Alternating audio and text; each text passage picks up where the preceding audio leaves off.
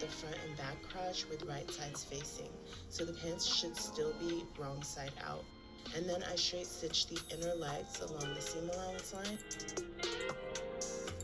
and it looked like this. And I serged the raw edges along the inner leg and the outer legs too. If you are interested in this denim corset that I'm wearing here, I am starting with this turtleneck that I got from Amazon. The link for it is down below in the description. So I started with my turtleneck inside out, and then I placed a pin where I wanted the garter to come down, and I placed another pin for where I wanted the middle of the front of the top to end, and then one other pin about 1 inch below the wire of my bra near the side seam of the shirt. And I just kind of raised my arms to make sure that the shirt wouldn't come above my bra when my hands were lifted.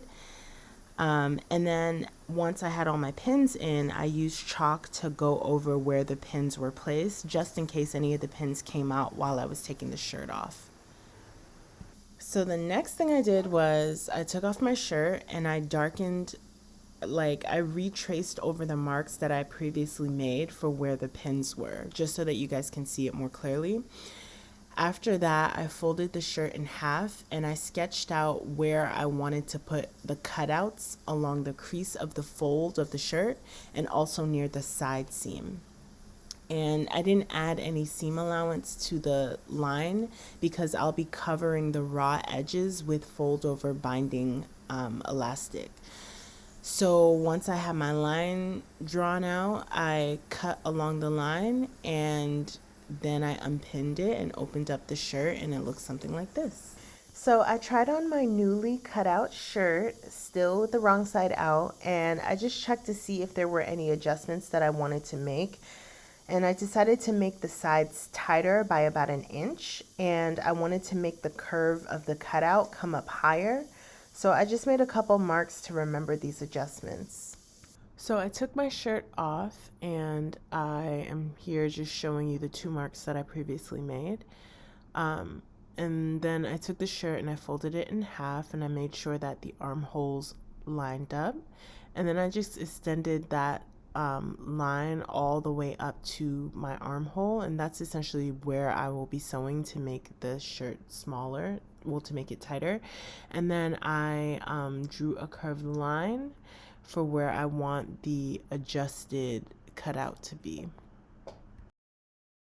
So then I cut about 1/2 inch away from the vertical line, and then I cut directly on the curved line. So it looks something like this. The curve is cut out, and then there's seam allowance near the vertical line. Then once I open up my top, it looks something like this. And what I did was I basically just added back the seam allowance line to the other side of the top, since that part was folded when I had cut it. Then once I added the lines, I'm going to stitch on top of the lines, and then I'm going to serge along the raw edge outside of the line. The next thing I did was I worked on the bias binding to finish off the raw edges of the top. Since all of my fabric is black, I just use this paper as a demonstration so you could see clearly. The bigger piece of paper represents the shirt, and I labeled it right side and wrong side, as you can see. And then this smaller piece is the actual fold over bias tape, and I labeled just the right side. This side here is the wrong side with the stitches in the middle. Well, not stitches, but this is where the crease of the fold is on the actual tape. So I'm going to take the bottom edge of my shirt, and I'm just going to sandwich it just on top of where that crease, so the center of the bias tape is. And then I'm just going to fold the bias tape over onto the shirt so that it covers the edge completely, and then I'm just going to do a straight stitch, and the stitches will obviously go through to the other side of the shirt, so it'll look something like this front and back.